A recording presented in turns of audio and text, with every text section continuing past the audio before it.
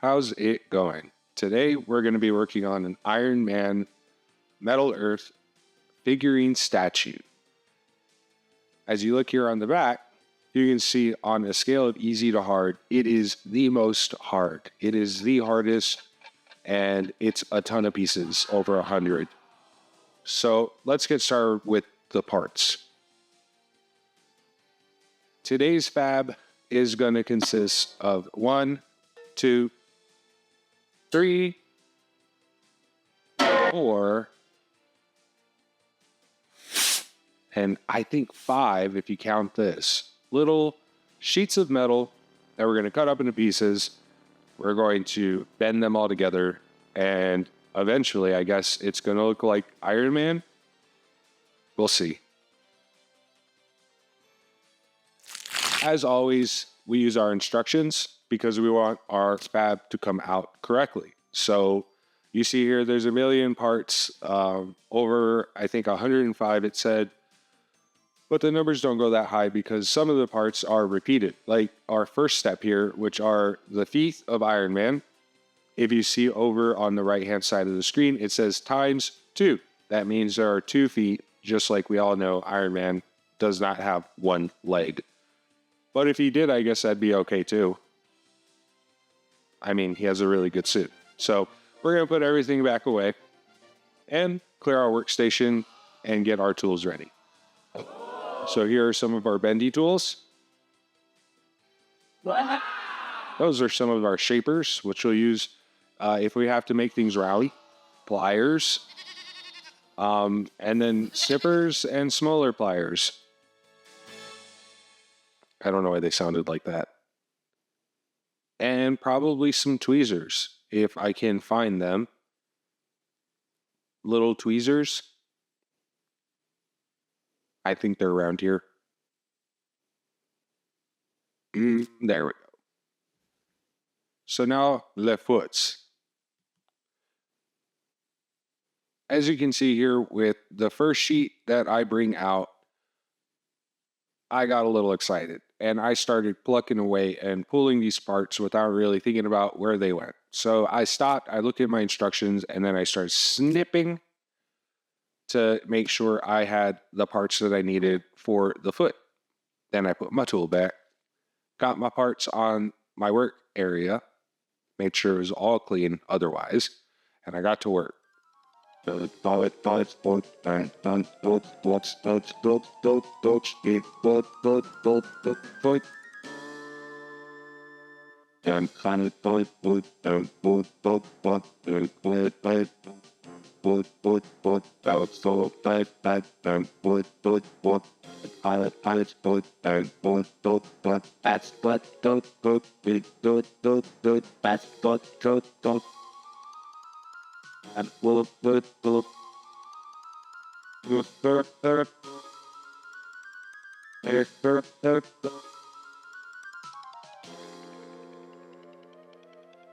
This.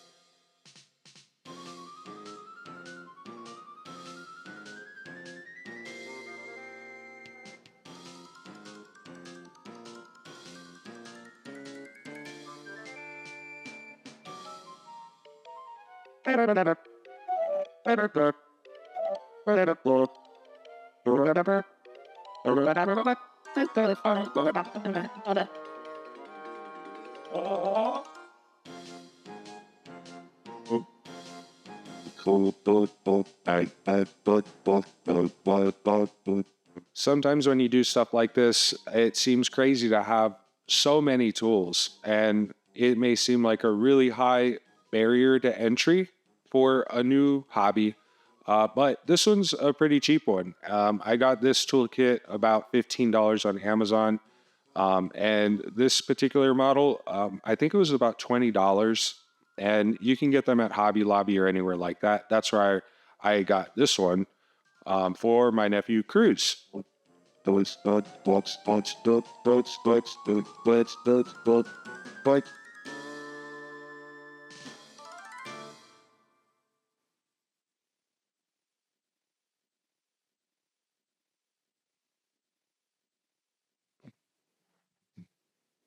Now I'm just putting the finishing touches here and using these fine tools to make sure everything is bent, but I'm paying very careful attention to the instructions as I go.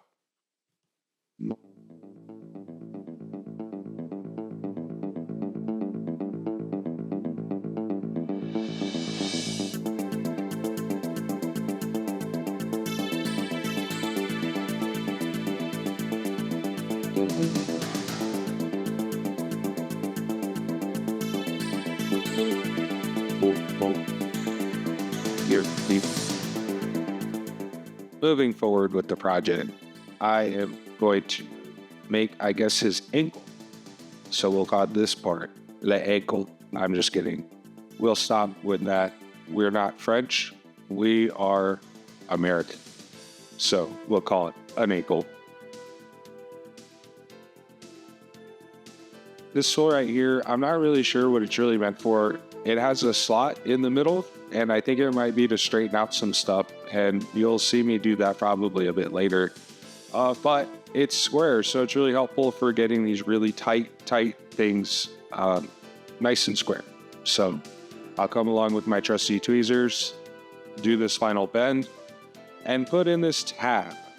And this tab is really important because it goes into a little slot that you can see here, maybe. And once you bend that, that's how it stays connected and it won't come apart. Hopefully. We'll see. So this neat little tool right here, it has a slot and you can actually kind of grab on to these tabs that you need to push back, and it allows you to push them and bend them straight back. So you have a really tight connection.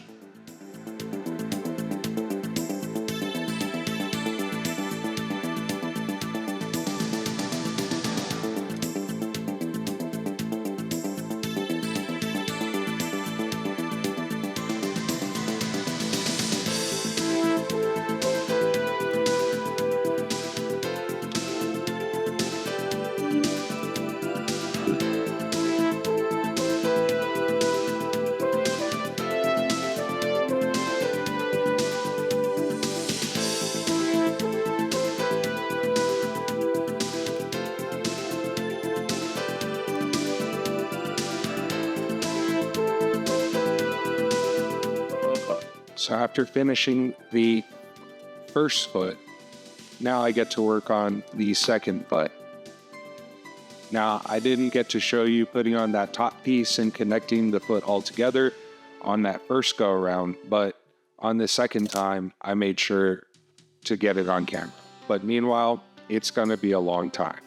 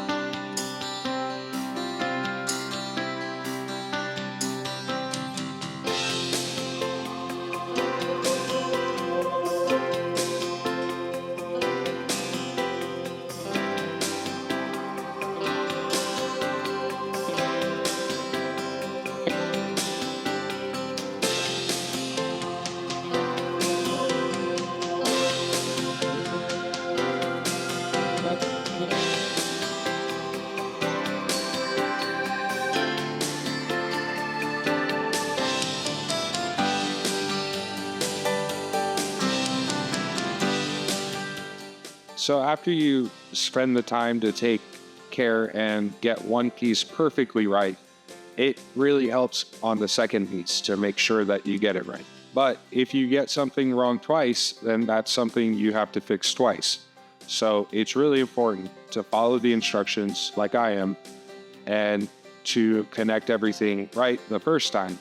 That way you don't have to take it apart and then try to reconnect it, because then you can actually break the pieces. The more you bend them, the faster they'll break. So ideally, the best way to do this is bend once, really. But that doesn't always happen, and I'm sure you'll see that.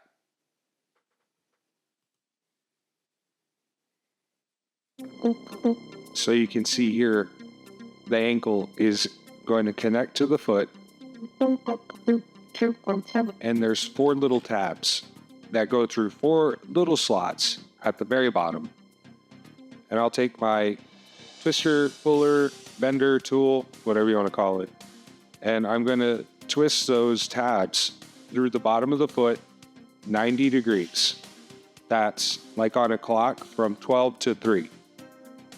So each one of those tabs is going to help connect that foot, but you want to get it really tight. So I'm pressing the ankle against the foot as best I can as I twist the tabs, and I'm really happy with the result. It's a really tight connection, and I think it'll stand the test of time. Get it? Stand.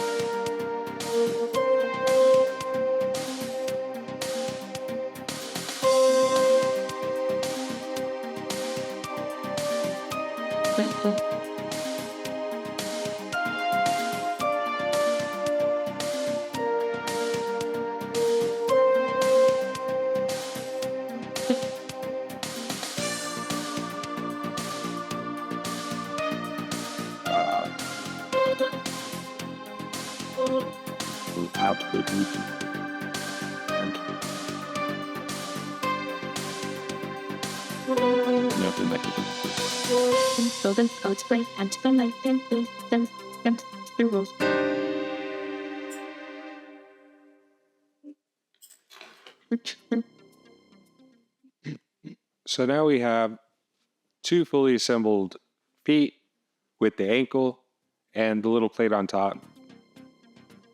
So now we have to figure out where to go with these. We would not want to walk down the wrong path with these feet. Get it? Walk. So after deciding I needed some more pieces, I went back to the instructions, found what was next, and figured out that we actually got work on the bottom plate of the statue. So that was really exciting.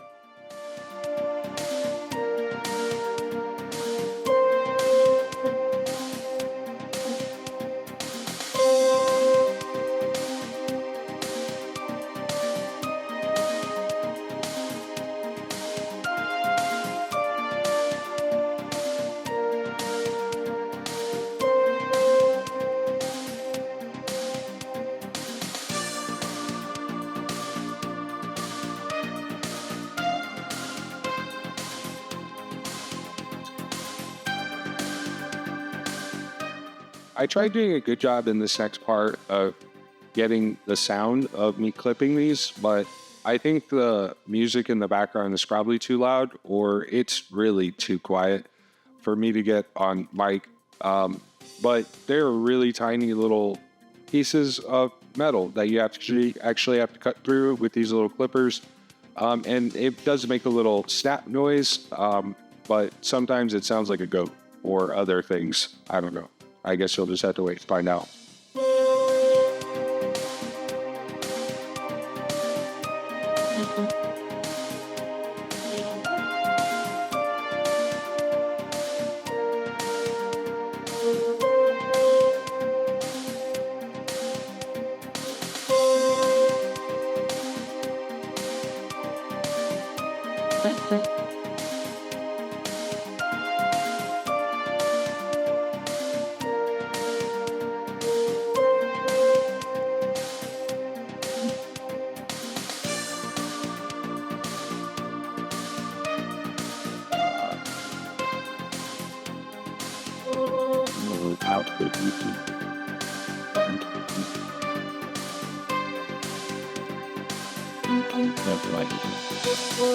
So then go to spring and go like then.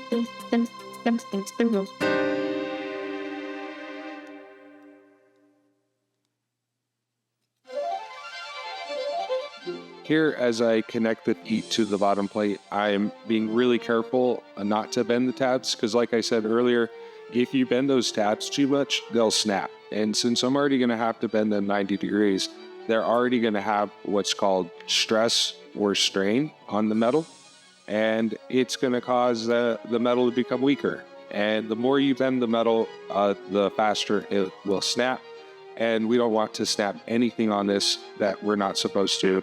So here I am, just making sure that it's all through those tiny little holes at the bottom, really well placed down at the bottom, and the bottom of the foot is really tight against the gold plate. So once everything is nice and tight, I just double check and then start bending 90 degrees using my tool.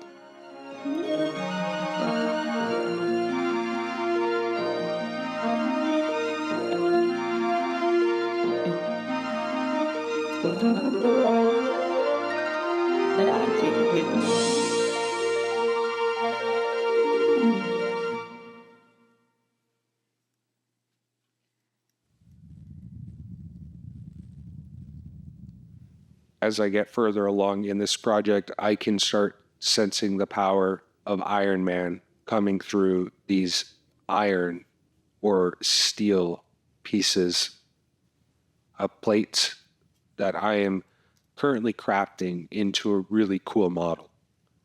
As you can tell, the power of Iron Man takes a lot of time to create. And since it's going to take a lot of time, you can probably be prepared to wait a long time between videos and between me finishing this thing and starting. But I think that'll be worth it at the end, and that's kind of the moral of the story. Nothing that you ever have a lot of value in just comes out of nowhere. Things that just appear out of nowhere, usually you don't care as much about as things that you work really hard on. So enjoy watching me struggle, bending these little pieces of metal, and putting in the time that it takes to make something really cool for a really cool guy.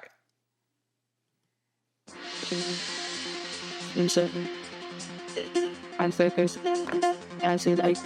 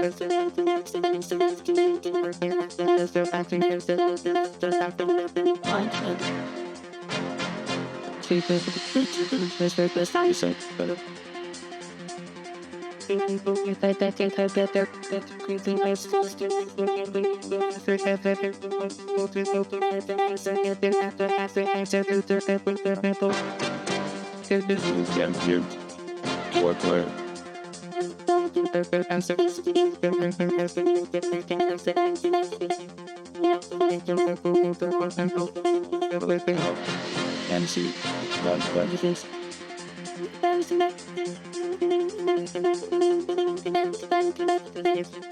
People go into the Fabrication.